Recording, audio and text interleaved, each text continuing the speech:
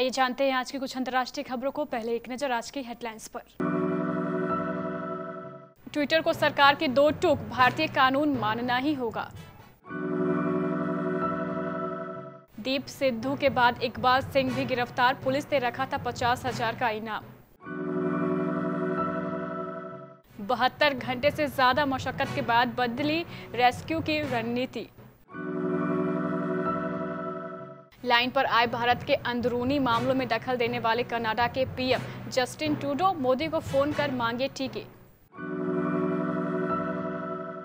एक बार फिर करवट लेने वाला है मौसम, देश के इन हिस्सों में है बारिश का अनुमान। ऑक्सफोर्ड एस्ट्राजेनेका की वैक्सीन को डब्ल्यूएचओ की हरी झंडी। अमेरिकी राष्ट्रपति जो बाइडेन ने दिखाई सकते म्यांमार के सैन्य शासक के खिलाफ नए प्रतिबंध लगाने के आदेश। सऊदी अरब के एयरपोर्ट पर हूती विद्रोहियों का ड्रोन से हमला, नागरिक विमान में लगाई आग।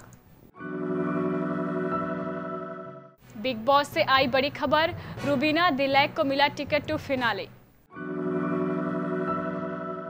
और मौलवियों के कारण टूटा था बायो बबल, वसीम जाफर ने कहा मैंने नहीं, इकबाल ने बुलाए थे मौलवी। खालिस्तान पाकिस्तान से संबंधित 1178 अकाउंट बंद करने के आदेश पर ट्विटर व केंद्र सरकार में टकराव जारी है। केंद्र सरकार ने अमेरिकी कंपनी को स्पष्ट कहा है कि उसे भारतीय कानून का पालन करना ही होगा। साथ ही ट्विटर की मनमानी के खिलाफ कई राजनेता, नौकरशाह व अन्य ट्विटर छोड़कर स्वदेशी ऐप कू पर जा रहे हैं। ट्विटर ने बुधवार को कहा है कि उसने कुछ अकाउंट पर भारत में रोक लगाई है, क्योंकि भारत सरकार द्वारा केवल भारत में ही कुछ अकाउंट को बंद करने के निर्देश दिए गए थे। हालांकि सिविल सोसाइटी के कार्यकर्ताओं, राजनेताओं और मीडिया के अकाउंट को बंद नहीं किया गया, क्योंकि ऐसा करने से देश के कानून के तहत अभिव्यक्ति की आजादी के मूल अधिकार का उल्लंघन होता। 26 जनवरी को किसानों की ट्रैक्टर रैली के दौरान लाल किले पर हुई हिंसा मामले में एक और आरोपी इकबाल सिंह को दिल्ली पुलिस ने गिरफ्तार कर लिया है। दिल्ली पुलिस की स्पेशल सेल ने इकबाल सिंह को पंजाब के होशियारपुर से गिरफ्तार किया है। इकबाल सिंह पर 50,000 रुपए का इनाम था। इकबाल सिंह पर आरोप है कि 26 जनवरी को लाल किले में मौजूद था और लोगों को लाल किले का गेट तोड़ने और झंडा फहराने के लिए उकसा रहा था। इकबाल सिंह लुधियाना का रहने वाला है और हिंसा के वक्त फेसबुक लाइव कर रहा था। बता दें, हिंसा के दूसरे आरोपी अभिनेता दीप सिद्धू को दिल्ली पुलिस ने मंगलवार को गिरफ्तार किया था। तपोवन विष्णुघाट हाइड्रो प्रोजेक्ट की टनल में फंसे 34 व्यक्तियों को बचाने के लिए रेस्क्यू ऑपरेशन की रणनीति को चौथे दिन बदलना पड़ा।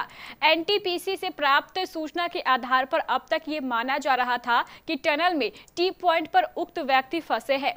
बुधवार को एनटीपीसी ने प्रशासन को जानकारी दी कि टी पॉइंट के बजाय एसएफटी में उक्त लोग काम कर रहे थे। यह टनल मुख्य टनल से 12 मीटर नीचे है। 72 घंटे से ज्यादा समय से लगातार चल रहे रेस्क्यू ऑपरेशन का नतीजा सामने नहीं आने से टनल में फंसे व्यक्तियों के परेशान हाल स्वजनों ने हंगामा किया है। इस हंगामे के बाद एनटीपीसी के नई जानकारी के साथ सामने आने पर गढ़वाल मंडल में युक्त रविशंकर रमन ने नाराजगी जताई।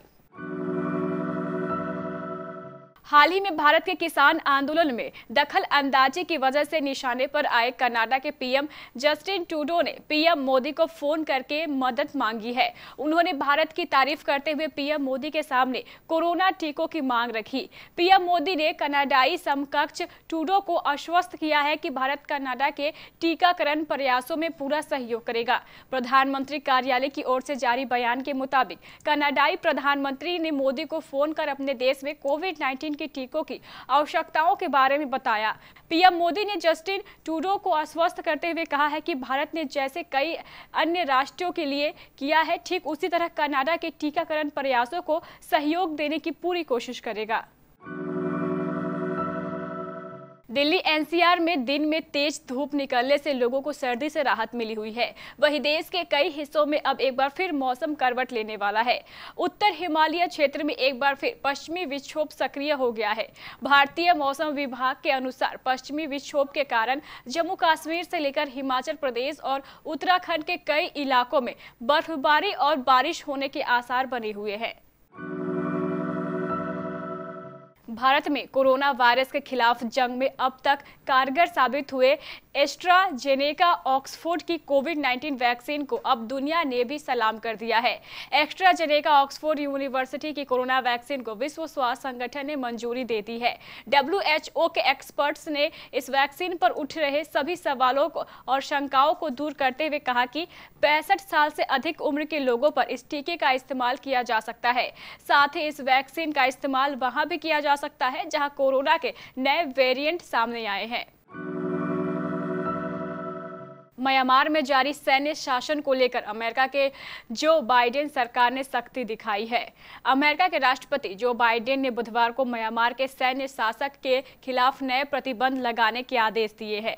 दरअसल अमेरिका की यह सख्ती तब देखने को मिली जब इस दक्षिण पूर्वी एशियाई देश में इस महीने सैन्य तख्ता पलट के जरिए सेना ने सत्ता संभाल लिया और आंग सांग सू की समेत कई नेताओं को गिरफ्तार कर लिया गया।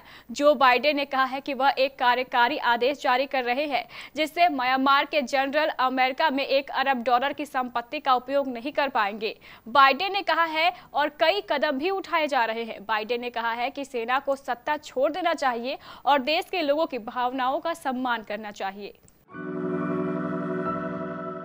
दक्षिणी सऊदी अरब के एक एयरपोर्ट पर यमन के हूती विद्रोहियों ने बुधवार को ड्रोन से हमला कर दिया। इसकी वजह से एक नागरिक विमान में आग लग गई। जानकारी के अनुसार यह घटना सऊदी अरब के आभा अंतर्राष्ट्रीय एयरपोर्ट की है और आग पर काबू पा लिया गया है। बता दें कि यह एयरपोर्ट यमन की सीमा के काफी पास है और हूती विद्रोही अक्सर इसे निशाना बनाते रहते हैं।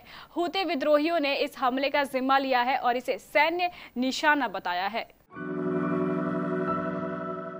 बिग बॉस 14 हाउस से बड़ी खबर आ रही है। बिग बॉस हाउस में टिकट टू फिनाले टास्क चल रहा था जिसमें घर के एक सदस्य को डायरेक्ट फिनाले में जाने का मौका मिलना था। बिग बॉस से जुड़े फैंस पेज बता रहे हैं कि इस टास्क के आखिरी में राहुल वैद्य और रुबीना दिलैक पहुंचे थे, लेकिन फिनाले में जाने का मौका देने का फैसला पारस छाबड़ा को करना था। पारस छाबड़ा ने टिकट टू फिनाले में जाने का मौका रुबीना दिलैक को दिया, लेकिन इसके साथ ही एक मोड़ यह भी था कि रुबीना दिलैक के पास एक सदस्य को अपने साथ आगे ले जाने का मौका था। इस तरह रुबीना दिलैक ने निक्की तंबोली के साथ दोस्ती दिखाते हुए उन्हें अपने साथ आगे ले जाने का फैसला किया। उत्तराखंड क्रिकेट संघ ने सैयद मुश्ताक अली ट्रॉफी के दौरान लगे सीनियर टीम के कैंप में मौलवियों द्वारा कोच वसीम जाफर और कप्तान इकबाल अब्दुल्ला सहित कुछ खिलाड़ियों को नमाज अदा करने की वजह से बायो बबल कोरोना से बचाव को लेकर खिलाड़ियों के लिए बनाए गए विशेष माहौल टूटने की जांच करने का फैसला किया है। CAU के सचिव और BCCI के पूर्व उपाध्यक्ष महिम वर्मा ने कहा है कि मैंने जनरल मैनेजर मोहित डोभाल से कहा है कि वह उस समय टीम के मैनेजर रहे नवनीत मिश्रा से इस मामले में रिपोर्ट मांगे। वहीं पूर्व मुख्य कोच व पूर्व भारतीय क्रिकेट वसीम जाफर ने अपने ऊपर लगे मजहबी आरोपों को मुंबई में प्रेस कॉन्फ्रेंस करके नकार दिया।